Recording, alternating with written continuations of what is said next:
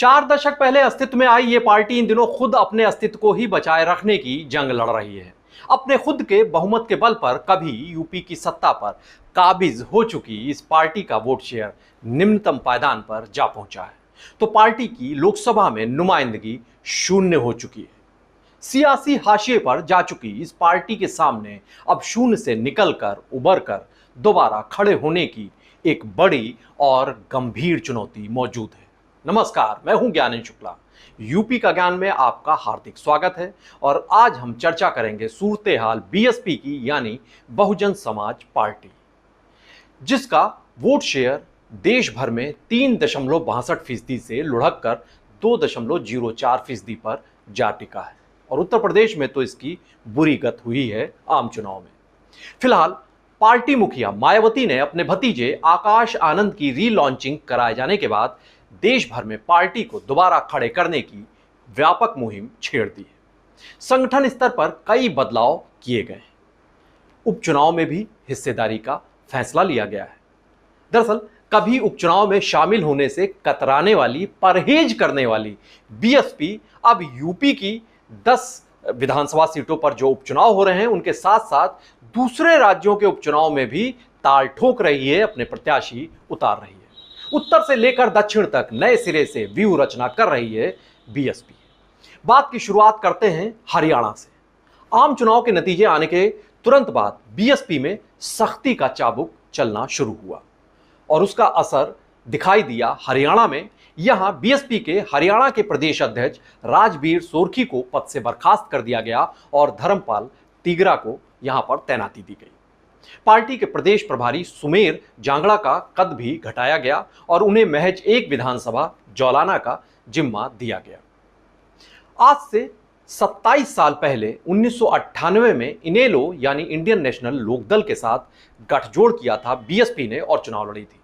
तब अमन नागरा बीएसपी के यहां से पहले सांसद चुने गए थे और ये आखिरी सांसद भी सिद्ध हुए, क्योंकि तब से लेकर अब तक पार्टी कोई भी संसदीय सीट यहां पर नहीं जीत सकी है। साल 2018 में बीएसपी ने इनेलो इंडियन नेशनल लोकदल के साथ फिर गठजोड़ किया, लेकिन यह बात ज्यादा समय तक कायम नहीं रह सकी। यह रिश्ता जल्द ही टूट गया। साल 2019 में राजकुमार सैनी की लोकतंत्र सुरक्षा पार्टी के साथ हुआ गठबंधन भी कायम नहीं रह सका और यह गठजोड़ भी टूट गया। अभी मायावती की तरफ से बीएसपी के केंद्रीय कोऑर्डिनेटर और हरियाणा, पंजाब, चंडीगढ़ के प्रदेश इंचार्ज रणधीर सिंह बेनीवाल को हरियाणा में होने वाले विधानसभा चुनाव के बाबत पुख्ता तैयारी किए जाने के निर्देश दिए गए हैं। तमाम सीटों पर बेहतरीन कैंडिडेट्स तलाशने की उनको जिम्मेदारी दी गई है। अब बात करते हैं पंजाब की। बीएसपी संस्थापक कांशीराम पंजाब के रोपड़ जिले के खवासपुर गांव के रहने वाले थे, वहां के मूल निवासी थे। अपने शुरुआती दौर में बीएसपी ने अनुसूचित जाति की बहुलता की वजह से, अनुसूचित जाति की ज्यादा आबादी होने की वजह से पंजाब के दोआबा क्षेत्र पर खासतौर से फोकस किया था। पार्टी ने 1989 के आम चुनाव में फिल्लौर आरक्षित सीट हासिल की थी, उस पर चुनाव जीता था।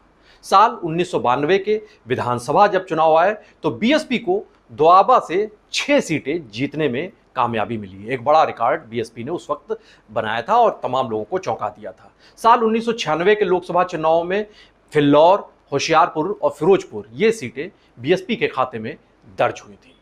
होशियारपुर से तो कांशीराम खुद चुनाव जीते थे। हालांकि इसके बाद पंजाब में बीएसपी की पकड़ धीरे धीरे कमजोर होती गई और जो उसका असर शुरुआती दौर में दिखाई दे रहा था वो प्रभाव कायम नहीं रह सका। साल 2022 में बीएसपी ने शिरोमणि अकाली दल के साथ गठबंधन किया, गठजोड़ किया, लेकिन उस वक्त जब चुनाव हुआ था तो सिर्फ नवा शहर की सीट ही वो हासिल कर सकी थी, जहां से नछत्तर पाल सिंह चुनाव जीते थे। तब बीएसपी का वोट शेयर 2017 के मुकाबले बढ़ा था। 1.5% हुआ करता था 2017 में और वो बढ़कर 1.83% तक जा पहुंचा था। तो ये बीएसपी के रणनीतिकारों को उम्मीद हुई थी पंजाब में।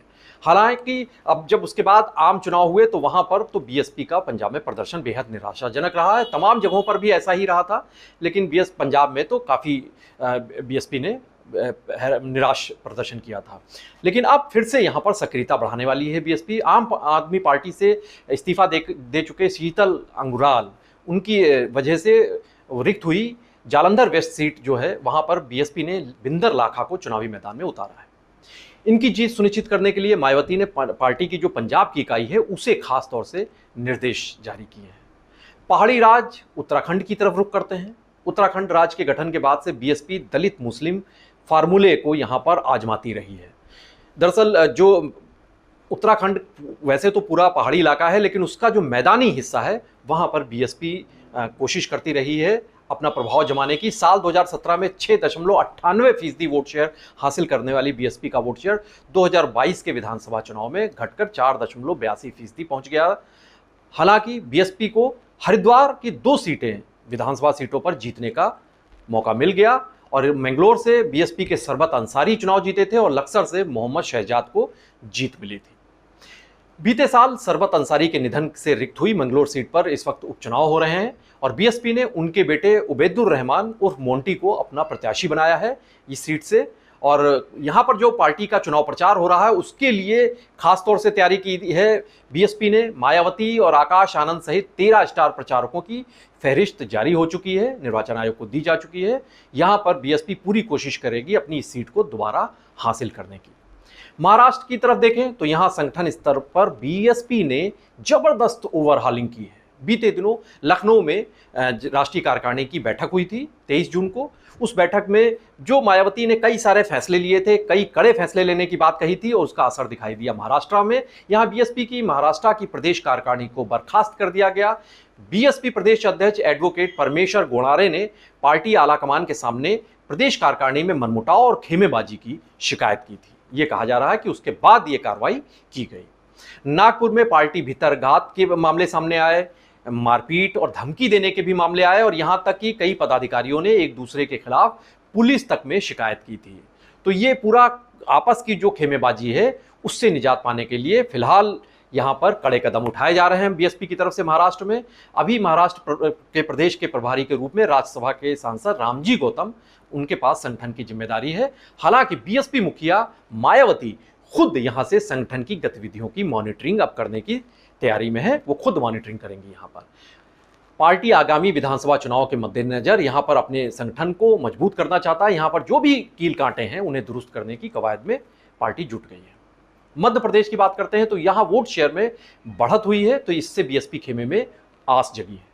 मध्य प्रदेश में भले ही सत्तारूढ़ बीजेपी 29 सीटें सारी जीत गई थी, क्लीन स्वीप किया था बीजेपी ने, लेकिन बीएसपी और कांग्रेस का वहां पर खाता भी नहीं खुला था।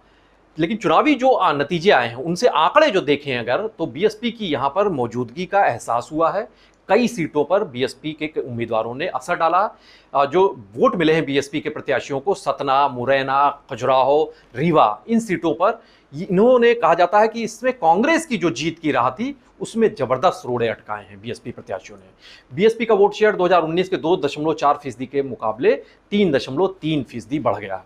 तो ये 3.3% भी होना ये काफ़ी उम्मीद वाली बात है बीएसपी के लिए। 21 सीटों पर बीएसपी यहाँ पर तीसरे पायदान पर रही है। तो भविष्य को लेकर बीएसपी मध्य प्रदेश में यहाँ पर काफ़ी अपने आप को आस जगाए हुए है। छत्तीसगढ़ की सियासत की बात करें तो यहाँ पर भी अपना असर कायम करने की रणनीति पर बीएसपी अमल कर रही है। एक वक्त में यहाँ पर बीएसपी का वोट शेयर 7% तक जा पहुंचा था, लेकिन फिर घटता हुआ 2% तक चला गया। अब फिर से बीएसपी यहाँ पर कोशिश कर रही है। दरअसल कांशीराम एक वक्त में उन्होंने यहाँ पर आदिवासी समुदाय को, यहाँ के वंचित तबकों को जोड़ा था, उनके बीच में अभियान चलाया था। कुछ उसी तर्ज पर यहाँ पर अभियान जारी रखने की कोशिश करेगी बीएसपी संगठन की तरफ से। इसके साथ ही अभी हाल में छत्तीसगढ़ में जो सतनामी समाज का एक उनकी नाराजगी का मामला सामने आया था, उनके आस्था के केंद्रों पर जो तोड़फोड़ हुई थी, उस मुद्दे पर मायावती खासी मुखर हुई थी और उन्होंने ये जता दिया था कि बीएसपी अब छत्तीसगढ़ में भी वहाँ के जो मुद्दे होंगे उन पर भी वो लामबंद रहेगी, उन पर भी वो आक्रामक तेवर अपनाएगी। फिलहाल बीएसपी ने अब पूरे देश में अपने जो तमाम प्रदेश इकाइयां हैं उनको दुरुस्त करने की कोशिश में जुट गई है। राज्यसभा सांसद डॉक्टर अशोक सिद्धार्थ को दिया गया है जिम्मा दक्षिण भारत के जो राज्य हैं उनमें, वहां पर पार्टी को मजबूत करने के लिए दिल्ली, मध्य प्रदेश, राजस्थान, छत्तीसगढ़, बिहार, इन राज्यों का प्रभारी बनाया गया है रामजी गौतम को। जम्मू कश्मीर का प्रभार राजा राम उनके पास है बीएसपी में, और झारखंड में संगठन की जो मजबूती करने का जिम्मा दिया गया है ज्ञाचरण दिनकर को। तो इस वक्त तमाम नेताओं को यहाँ पर जिम्मेदारियां दी गई हैं कि जिससे बीएसपी उत्तर से लेकर दक्षिण तक मजबूती हासिल कर सके। यूपी की 10 विधानसभा सीटों सहित अन्य राज्यों में हो रहे विधानसभा उपचुनाव में मजबूती के साथ चुनाव लड़ने के लिए कमर कस चुकी है बीएसपी। मायावती संदेश देने की कोशिश में है कि बीएसपी कमजोर भले हुई हो, लेकिन उसे खत्म मान लेना गलत आकलन है। अब इन तमाम कवायदों के बीच बीएसपी का हाथी क्या फिर से अपनी चाल में तेजी ला सकेगा, अपनी गति को सुधार सकेगा, अपनी ताकत का एहसास करा सकेगा? ये भले ही तय ना हो, लेकिन सियासत में आस लगाना, उम्मीदों को जगाए रखना, उनको आगे के लिए तैयारी करना, भविष्य की बाट जोहना, ये कोई बेमानी बात नहीं है। और बीएसपी फिलहाल यही कोशिश कर रही है कि किसी तरह से जो शून्य में जा चुकी है उससे दोबारा उठ खड़ी हो और नए सिरे से व्यूह रचना करके मायावती अपना दबदबा उत्तर प्रदेश सहित देश के तमाम हिस्सों में कायम रख सके। नमस्कार।